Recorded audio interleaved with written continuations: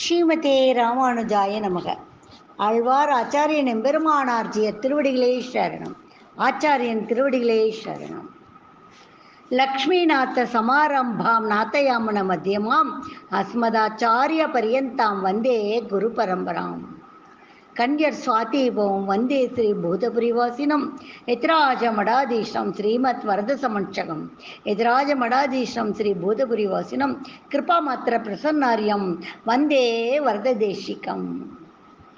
ராமானுஜருடைய நூற்றந்தாதியை அனுபவிக்க வந்திருக்கின்ற அனைத்து அடியார்களையும் அடியேன் வருக வருகவென்று இப்பதிவிலே வரவேற்கின்றேன். பாசுரம் 16. தாழ் ஒன்று இல்லா மறை தாழ்ந்தே தலமுழுதும் கலியே ஆள்கின்ற நாள் வந்தளித்தவன் காண்மின் அரங்கர் மௌலி சூழ்கின்ற மாலையை சூடே கொடுத்தவள் தொல்லருளால் வாழ்கின்ற வள்ளல் ராமானுஜனின் நாம் மாமுனியே. இந்த பாசுரத்தில் பெரியாழ்வாரனுடைய பெண் பிள்ளை ஆண்டாளுடைய இயல்பான கருணையினால் வாழ்கின்ற வள்ளல், எல்லோருக்கும் பரமபதம் அளிக்கும் சிந்தை கொண்டுள்ளவர் எம்பெருமானார் அப்படின்னு சொல்றார். வேத வழி என்ன வேதம் சொல்லியிருக்கோ அந்த வழியை நன்றாக தெரிந்து கொண்டு இந்த கலி உலகம் இருக்கு இல்லையா, இந்த கலி அரசாட்சி செய்கின்ற இந்த காலத்தில் விண்ணுலகத்தில் இருக்கிறவங்களையும் சரி மண்ணுலகத்தில் இருக்கிறவங்களையும் சரி பாதுகாக்கின்ற நல்ல அன்பர் நம்முடைய ராமானுஜர் அப்படின்னு சொல்கிறார். அரங்கர் மௌலி, அதாவது திருவரங்கம் கோயிலிலே கண் வளர்ந்திருக்கின்ற அந்த பெரிய பெருமாள் தான் ஸ்ரீவில்லிபுத்தூரில் வடபெருங்கோயிலில் இருக்கார். கண் வளர்ந்து கொண்டு இருக்கிறார், சயனித்து கொண்டு இருக்கிறார். அதனால் அது அரங்கர்னு அது சொல்கிறாங்க. அவர்தம் திருமேனியின் முடி, மௌலினா முடி, கிரீடம். சூழ்கின்ற மாலை, அந்த திருமுடியை அவர் தலையிலே சூடியிருக்கின்ற அந்த திருமுடியை அலங்கரிக்கின்ற ஒரு மாலை, பூ மாலை. அப்போ அந்த கிரீடத்தின் மீது அழகாக மாலை சுற்றப்பட்டு இருக்கும். சூடி கொடுத்தவள், அந்த மாலையை சூடி கொடுத்தவள் யார்? ஆண்டாள், தாழ்குழலாகிய ஆண்டாள். தன்னுடைய திருக்குழலிலே அதை அலங்கரித்து பார்த்து கொண்டு சூடிக்கொண்டு பின்பு அதை எடுத்து எம்பெருமானுக்கு அளித்தவள். இதனால தானே ஆண்டாளுக்கு சூடி கொடுத்தாள்னு பேர் வந்தது. சூடி கொடுத்த சுடர்கொடியே தொல்பாவை அப்படின்னு. அதாவது தான் அழகு பார்க்குறா, தன் தலையிலே சூடிக்கொண்டு அந்த மாலையை அழகாக இருக்கா, அப்போ இது எம்பெருமானுக்கு சாற்றலான்னு சொல்லி கொண்டு போய் கொடுத்துட்றாங்க. அது அவருக்கு தெரியாது, தந்தையாருக்கு பெரியாழ்வாருக்கு தெரியாது. அவரும் கொண்டு போய் அவர் அப்படியே பெருமாளுக்கு அதை அப்படியே சாத்திடுவார். இப்படி தான் தினம் நடந்துட்டு இருந்தது. இது எப்படி இருக்குதுன்னா, இந்த எம்பெருமானார் ராத்திரியில் படுத்துப்பார். அப்போது அந்த படுக்கையெல்லாம் தட்டி உதறி எல்லாம் எல்லாம் தட்டி போடணும் இல்லையா, படுக்கிறப்போ படுக்கையை உதறி போடணும் இல்லையா. அப்படி படுக்கையை உதறி போடுற டியூட்டி நம்ம எம்பார்க்குண்டு. எம்பெருமானாருடைய படுக்கையை உதறி நீவி சமப்படுத்தி போடக்கூடிய கடமை தினம் அந்த கைங்கரியம் பண்ணுறது எம்பார், அவருடைய திருத்தம்பியார். இவர் என்ன பண்ணுவாராம், எல்லாம் தட்டி போட்டுட்டு அந்த படுக்கையில் ஒரு தடவை படுத்து பிறண்டு பார்ப்பாராம் எம்பார். ஆச்சாரியன் அண்ணே அவரோட படுக்கை தட்டி போட்டு ஒரு தடவை அது பறண்டு அதில் படுத்தா நல்லவா இருக்கு.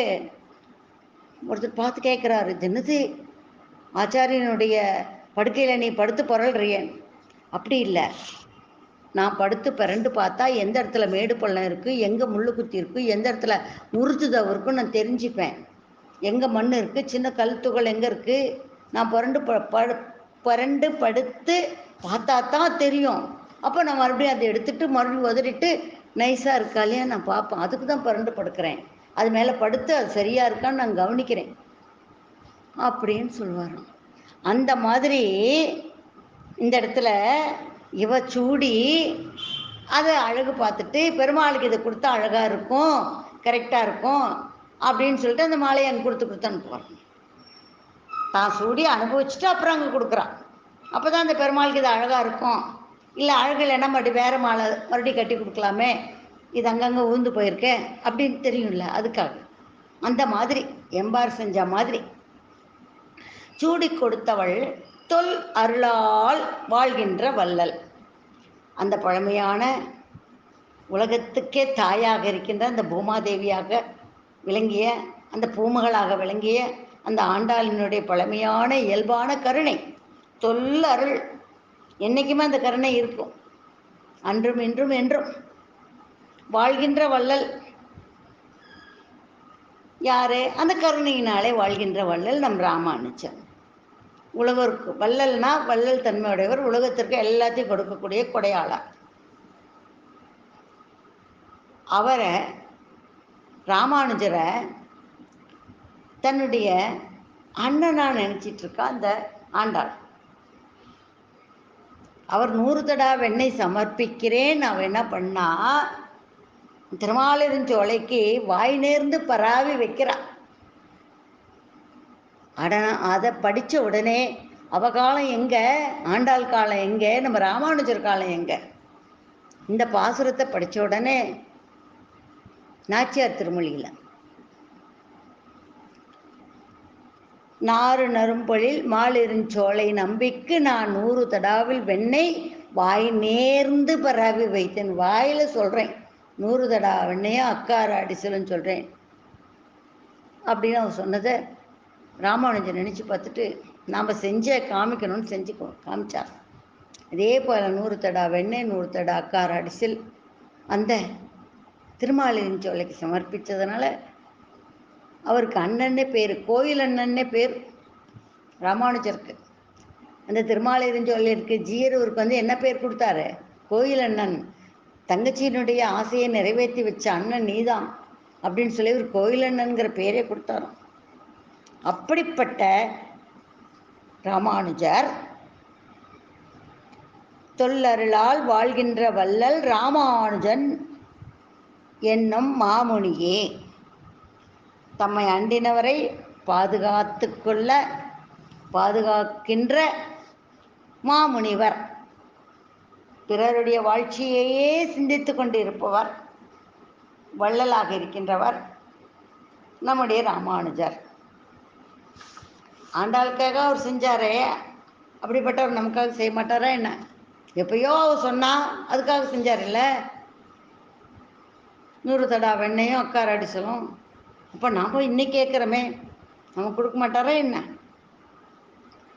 தாழ்வொன்றில்லா மறை, எந்த விதமான தாழ்ச்சியும் அந்த வேதத்துக்கு கிடையாது. வேதம் ஒருவரால் உருவாக்கப்பட்டது அன்று, எந்தவித குற்றமும் இல்லாதது. தாழ்ந்த பிற சமயத்தினர்களும் சரி, கலியினுடைய கொடுமையாலும் சரி, ஆத்திக நாத்திகராலும் சரி பெருமை குன்றி இல்லை, அதுக்கு பெருமை குறையறதில்லை. தலம் முழுதும் கலியே ஆள்கின்ற நாள் வந்து அளித்தவன் காண்மின்.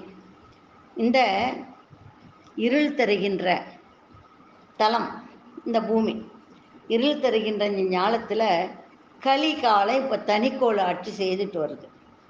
அரசாட்சி இப்போ கலியினுடைய ஆட்சி தானே நடக்குது. கலியுகம் பிறந்து 5000 ஆண்டுகள் ஓடி போச்சு இல்லை, இன்னும் எத்தனை லட்சக்கணக்கான ஆண்டுகள் இருக்குது. இந்த காலத்தில் பரமபதத்திலிருந்து வந்து அங்கேருந்து வந்துட்டார் ராமானுஜர், அனுப்பிச்சி வைக்கிறாரு எம்பெருமான். இவர் அங்கேருந்து வந்து இந்த உலகத்திலே ஸ்ரீபெரும்புதூரில் அவதரித்து இந்த உலகத்தை பாதுகாத்தவர். அவரை காண்க அப்படின்னு சொல்கிறார். இவரையே தஞ்சம், இவரை காணுங்கள், இவரையே தஞ்சம் என்று இருந்து உய்வடையுங்கள் அப்படின்னு சொல்றாரு அமுதனார். அப்படி சொல்லும்போது, அரங்கர் மௌலி சூழ்கின்ற மாலையை சூடிக் கொடுத்தவள் தொல்லருளால் வாழ்கின்ற வள்ளல், தாழ்வொன்றில்லா மறை தாழ்ந்து தலமுழுதும் கலியே ஆள்கின்ற நாள் வந்து அளித்தவன் காண்மின். இப்போ இந்த கலிகாலத்தில் தானே இந்த குற்றமில்லாத இந்த வேதமெல்லாம் குறைஞ்சிருக்கு இல்லையா? அதனுடைய பெருமை குறைஞ்சிருக்கு இல்லையா அப்படின்னு சொல்றார். அப்படி பெருமை குறைந்திருக்கின்ற இந்த கலிகாலத்தில் நம்மளை எல்லாம் உயிர்ப்பதற்காக பரமபதத்திலிருந்து வந்து இந்த ஸ்ரீபெரும்புதூரில் அவதரித்து வந்து நமக்கெல்லாம் அந்த அருளை அளித்தவன் வினைய தஞ்சம் என்று உணர்ந்து நீங்கள் உய்வடையுங்கள் என்று சொல்லுகிறார் இந்த பாசுரத்தில். கோயில் அண்ணன்கிற பேரு, திருப்பாவை ஜீயருங்கிற பேரெல்லாம் இவருக்கு இருக்கும்போது அந்த ஆண்டாளுடைய அனுகிரகத்தை இவர் பெற்று இருக்கும்போது இதை இல்லைன்னு இவரால் மறுக்க முடியுமா என்ன? ராமானுஜரால் இந்த பாசுரத்தையும் அவரால் மறுக்கவே முடியல.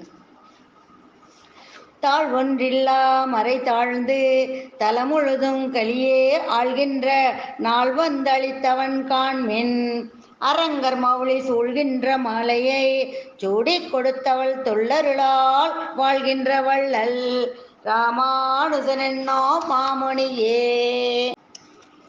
பாசுரம் 17.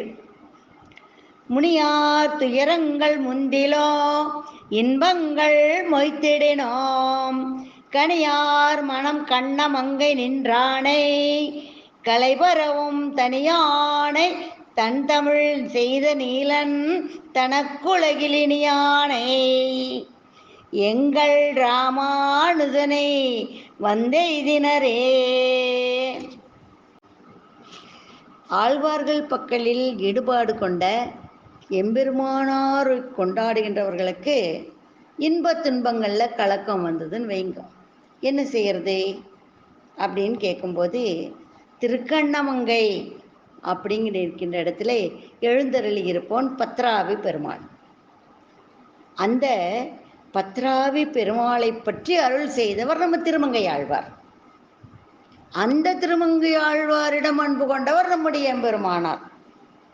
அதனால் இந்த எம்பெருமானாரை யார் அடைகிறாங்களோ அடைந்தவர்களுக்கு இன்ப துன்பங்கள் வந்தாலும் அவற்றில் அவங்க துவண்டு போக மாட்டார்கள். இன்பம் வந்தாலும் சரி, துன்பம் வந்தாலும் சரி, துவண்டே போக மாட்டாங்க அப்படின்னு சொல்கிறாரு இந்த பாசுரத்தில். கண்ணமங்கையுள் நின்றானே அப்படின்னு சொல்லும்போது திருக்கண்ணமங்கை அப்படிங்கிற ஒரு திவ்ய தேசம். அந்த பெருமாளை திருமங்கை ஆழ்வார் ஒரு பதிகத்தில் பாடியிருக்காரு. ஒரு திருமொழியில் 96 முறை அழைச்சிருக்காருமா. திருக்கண்ணமங்கையை அங்கே இருக்கின்ற பெருமாளை 96 முறை அழைக்கிறார். ஒவ்வொரு பேராக வச்சு அழைக்கிறார். பெரும்புறக்கடலை அடலேற்றினை பெண்ணை ஆணை எண்ணில் முனிவர்க்கு தருந்தவத்தை முத்தின் திரள் கோவையை பத்தராவியை நித்திலத் தொத்தினை அரும்பினை அலரை அடியேன் மனத்தாசையை அமுதம் பொதியின் சுவை கரும்பினை கனியை சென்று நாடி கண்ணமங்கையுள் கண்டு கொண்டேனே. பண்ணினை பண்ணில் நின்றதோர் பான்மையை பாலுள் நெய்யினை மாலுருவாய் நின்ற விண்ணினை விளங்கு சுடர் ஜோதியை வேள்வியை விளக்கின் ஒளிதன்னை மண்ணினை மலையை அலை நீரினை மாலை மாமதியை மறையோர் தங்கள் கண்ணினை கண்களார் அளவும் நின்று கண்ணமங்கையில் கண்டு கொண்டேனே. இப்படியெல்லாம் அழைக்கிறார்.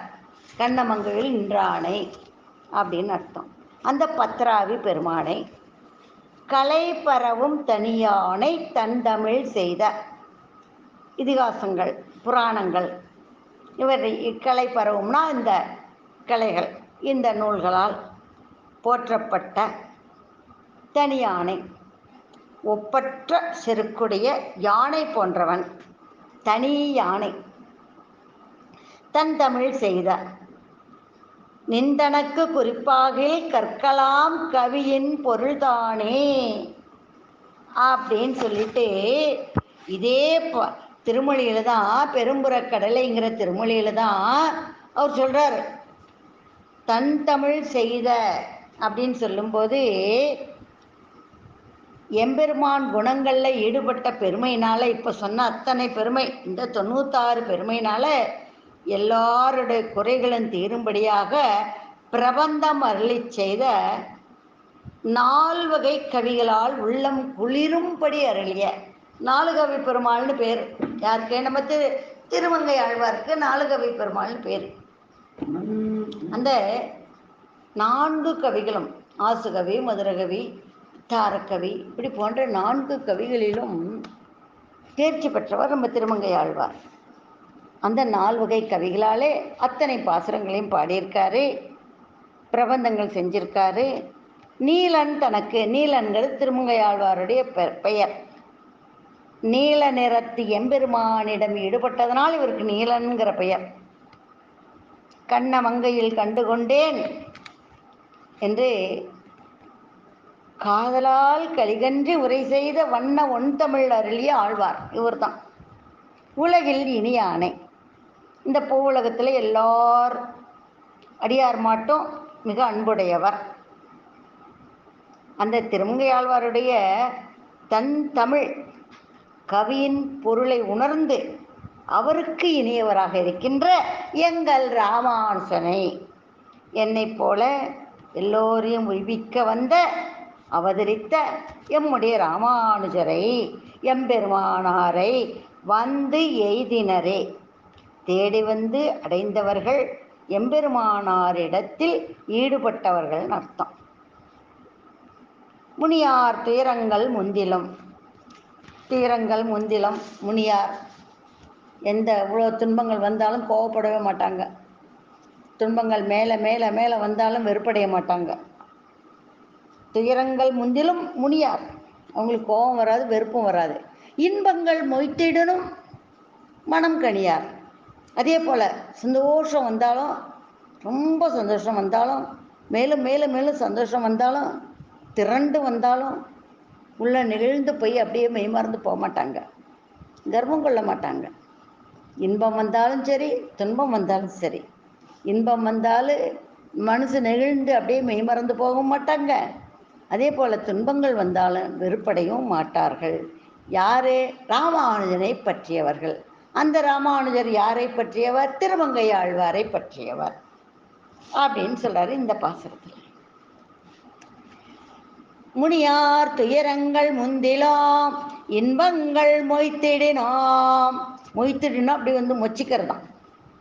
கனியார் மனம் கண்ண மங்கை நின்றானே, கலைபரவும் தனியானை, தன் தமிழ் செய்த நீலன் தனக்குலையில் இனியானே, எங்கள் ராமானுஜனை வந்தெய்தினரே.